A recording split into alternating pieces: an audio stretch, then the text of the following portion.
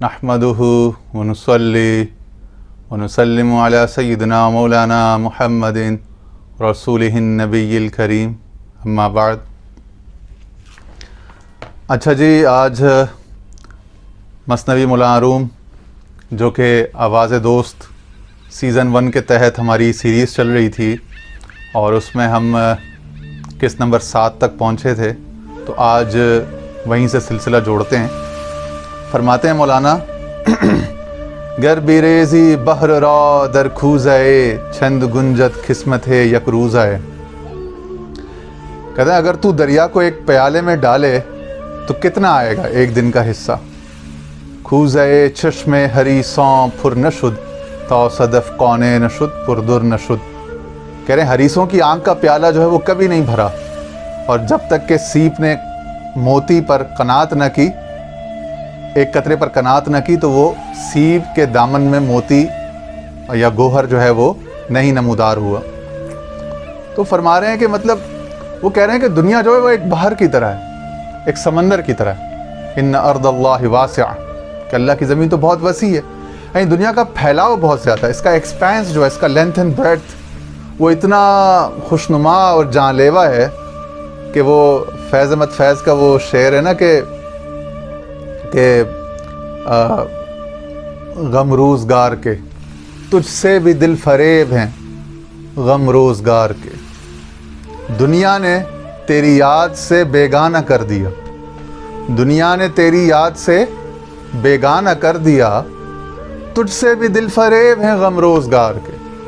تو یہ دنیا کا پھیلاؤ تو اتنا زیادہ ہے کہ یہ انفائنائٹ ہے ایک طرح سے، یعنی اس میں چاہے وہ دین کی طرف ہو یا دنیا کی طرف ہو، ظاہر کی طرف ہو یا باطن کی طرف ہو، حقیقت کی طرف ہو یا مجاز کی طرف، اتنی نعمتیں ہیں، اتنی انواع و اقسام کی چیزیں ہیں، اتنے حجابات ہیں کہ ایک سے بڑھ کر ایک، اور ایک میں پڑھنے کے بعد دوسرا کی طلب، اور دوسرے کے بعد تیسرا، اینڈ اٹ گوز آن، مطلب نہ ختم ہونے والا سلسلہ ہے۔ تو وہ کہہ رہے ہیں کہ تو پیچ در پیچ مختلف داؤ پیچ میں، مختلف پیچ و خم میں مبتلا رہے گا۔ اے بندے، جب تک کہ تو فنا کی طرف، توحید کی طرف راجع نہیں ہوگا، بسوئے فنا بسوئے توحید، تب تک تو ان دام و فریب سے نہیں نکل سکتا۔ کبھی تو دنیا کے فریب میں، اس کے عشق میں مبتلا ہوگا، اس کی نعمتوں کے، اور جب اس مردار سے جب جان چھوٹے گی تو دین کے اندر جو ہے پھر اس میں تو ایک نئی ٹسل میں اور ایک جنگ میں اور ایک کمپٹیشن میں لگ جائے گا اس کی نعمتوں کے حصول میں۔ اگر اس سے جان چھوٹ کے تو اس سے اوپر تصوف روحانیت کی اس میں آئے گا تو اس میں ایک کے بعد ایک دام فریب جو ہے وہ تجھے اپنی دعوت گناہ دینے کو جو ہے نا، اب دعوت طلب دینے کو تیار ہے، تو کس سے اپنی جان چھڑائے گا؟ تو وہ جو شاعر کہتے ہیں نا کہ گر ہزاراں دام باشد ہیچ غم چوں تو بامائے نہ باشد، گر ہزاراں دام باشد ہر قدم چوں تو بامائے نہ باشد ہیچ غم۔ اے مرشد حقیقی، اے پیر کامل، جب تو میرے ساتھ ہے تو اگر ہر قدم پر 100 فریب اور دام بچھے ہوئے ہوں تو مجھے پرواہ نہیں ہے۔ ہاں اگر تو نہ ہو تو میرے ہاں تو 100 کانٹے ہیں، میں کس سے اپنا دامن بچاؤں گا۔ تو وہ کہہ رہے ہیں کہ وہ چونکہ دنیا میں انسان جب انڈلجڈ ہوتا ہے، دنیا داری میں، رشتہ داری، تعلقات، کالج، اسکول، اپنا جو کلچر ہے، تو اس میں تو ساری ایک بھاگم بھاگ، ایک ریٹ ریس، ایک میڈنس کی ایک ریس لگی ہوئی ہے نا، ایک دوسرے پر سبقت لے جانا، مسابقت، کمپٹیشن، کٹ تھروٹ کمپٹیشن، ہر کسی کے کندھے پھلانگ کر آگے بڑھتے جاؤ، ہر کسی کے جس کا بس چلے اس کی لاش پر اپنا تاج محل بناؤ، اپنی آرزوؤں کا تاج محل دوسرے کے وجود کے خاتمے پر بناؤ، تو بھی بناؤ، مگر بناؤ اور آگے نکلو اور سکسیسفل کہلاؤ۔ یہی سب کچھ اب دین میں بھی آ گیا ہے، اور اس سے آگے بڑھ کے یہی سب کچھ اب دین سے آگے بڑھ کر خانقاہوں میں صوفیہ کرام کی جو بارگاہیں ہیں، درگاہیں، ان میں بھی داخل ہو چکا ہے، اللہ ماشاء اللہ۔ وہی دنیا کی ریٹ ریس، وہی میڈنس، وہی بھاگم بھاگ، وہی کمپٹیشن نہ ختم ہونے والا، حرص و ہوس کا پیالہ نہ سیر ہونے والا، نہ بھرنے والا۔ 20 خلافتیں مل جائیں، جبے، دستار، عزتیں، 100 ٹائٹل مل جائیں، 10,000 مرید بن جائیں، انسان کے حرص کا پیالہ نہیں بھر رہا۔ اس کو کامیابیوں پہ کامیابیاں ملتے رہیں, عروج پہ عروج ملتے رہیں, دولت پہ دولت بڑھتی جائے. کیوں کہ اس کا جو مقصود ہے, اس کا آبجیکٹو ہے, وہی درست نہیں ہے, وہی توحید نہیں ہے. توحید ہوتا تو اس کے پیش نظر فنا رہتی, اپنی ہیچ ہونا یہ اس کے پیش نظر رہتا, اپنی حیثیت, اپنی نیستی جو ہے یہ اس کے پیش نظر کیوں نہیں ہے؟ کیونکہ اس کو اتنی ساری چیزیں, اتنا سب کچھ, اتنا دنیا کا دکھلاوا, اتنا پھیلاؤ اس کو نظر آتا ہے. وہ دنیا میں بھی نظر آتا ہے, وہ جب دین میں آتا ہے دین میں بھی نظر آتا ہے. اگر ان دونوں سے جان چھوڑا کہ وہ تصوف میں, صوفیوں کے اس میں آ جائے تو اس میں بھی اس کو وہی نظر آتا ہے, اس میں بھی وہی بکھیڑے, وہی جھگڑے. اس نے یہ نہیں کیا میرا, اس نے میرا وہ نہیں کیا, یہاں پہ میرا اقبال بلند نہیں ہوا, یہاں میرا جھنڈا شملہ بلند نہیں ہوا, یہاں میرا یہ ٹائٹل نہیں ملا, یہاں میرا ہاتھ پاؤں نہیں چوما گیا, یہاں فلانا نہیں ہوا, یہاں ڈگانا نہیں ہوا. شکایتیں, مسئلے, غرضیں, کیونکہ انسان غرض سے بھرا ہوا ہے اور انفرادیت سے, فردانیت سے, اس سے بھرا ہوا ہے. اور اسی خرابی سے, اسی دھوکے سے, اسی مصیبت سے نکالنے کے لیے اسے کتنی ساری تعلیمات دی گئی ہیں. اگر وہ غور کرنا چاہے, عبادت میں ہی دیکھ لو, نماز وہ اکیلے پڑھ رہا ہے. بندے اور ذات باری تعالیٰ کا ایک انڈیویجول معاملہ ہے نا, انڈیویجول رشتہ ہے. بندہ نماز پڑھے نہ پڑھے, عبادت کرنا, یہ بندے کا ذاتی فردی معاملہ ہے. اس ذاتی معاملے میں بھی اللہ تعالیٰ نے ذاتیات کو بالائے طاق رکھنے کا, اس کو وہ یعنی یکدم اگنور کر کے اس میں بھی اجتماعی شعور رکھ دیا. فرمایا ایاک نعبد و ایاک نستعین, ہم عبادت کرتے ہیں. یعنی کہنا تو یہ چاہیے تھا نا, اکیلا آدمی نماز پڑھ رہا ہے, اکیلا آدمی دعا کر رہا ہے, ایاک اعبد, واحد متکلم کا صیغہ استعمال کرتا, کیونکہ واحد ہے وہ, متکلم تو ایک ہے, عابد ایک ہے. ٹھیک ہے نا, عبادت کرنے والا فاعل کا, جو عبادت کا فاعل ہے وہ تو ایک ہے, لیکن صیغہ ایک کا نہیں استعمال کرنے دیا. ایاک اعبد نہیں کہنا, ایاک نعبد, ہم تیری عبادت کر رہے ہیں. وہ ایاک نستعین, ہم تجھ سے مدد چاہتے ہیں. مدد چاہنے والا تو, مدد مانگنے والا تو ایک ہے, لیکن اس کی انفرادیت کو قطع کیا جا رہا ہے, زائل کیا جا رہا ہے. اس کے اس تصور کو, انڈیویجویلٹی کو, انڈیویجوالزم کو بالکل مٹایا, محو کیا جا رہا ہے, تاکہ اس کے تصور سے, اس کے شعور سے, لاشعور سے, اس کے طرز عمل سے, طرز فکر سے یہ یکسر بالکل مسترد ہو جائے. اپنی ذات کا, خودی کا شعور جو ہے اس کا ختم ہو جائے, باطل ہو جائے.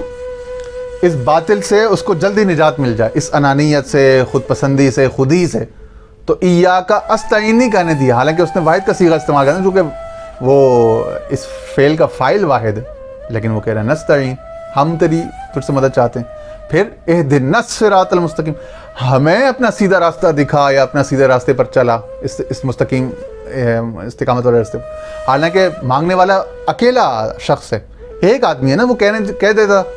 اللہ تعالیٰ یوں بھی تو آیت نازل کر سکتا تھا, اہدنی الصراط المستقیم, کہ اللہ مجھے دکھا, لیکن اہدنا, ہمیں دکھا, تاکہ فردانیت سے, انڈیویجویلٹی سے وہ باہر نکلے, کلیکٹیوزم پہ جائے, کلیکٹیو اجتماعی سوچ پر جائے.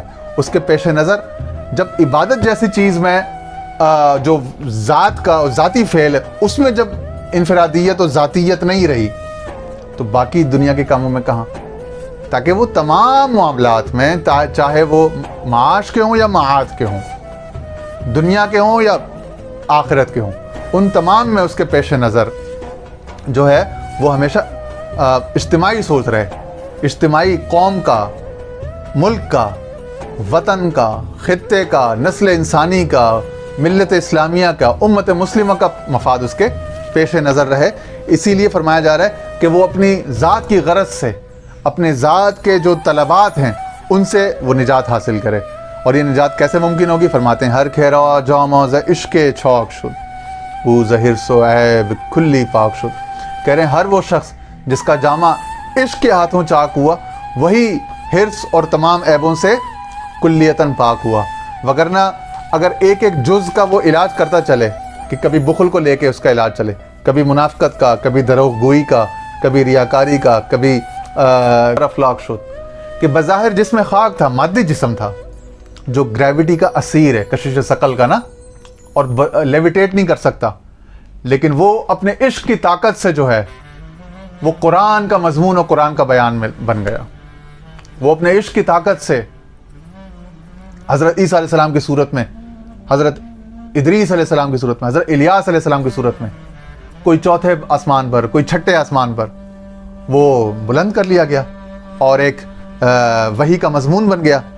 تو کہہ رہے ہیں اور اسی طرح کہتے ہیں کہ پہاڑ جو تھا وہ رقص کرنے لگا اور ہوشیار ہو گیا, عقل مند ہو گیا, اس کو عقل آ گئی, سمجھ آ گئی, وہ جامد نہیں رہا, اس کے اندر جمود نہیں رہا. تو پتہ چلا جب عشق آتا ہے یا کسی عاشق کی صحبت ہی اگر نصیب ہو جائے, جمود ختم ہو جاتا ہے, تحرک نصیب ہوتا ہے.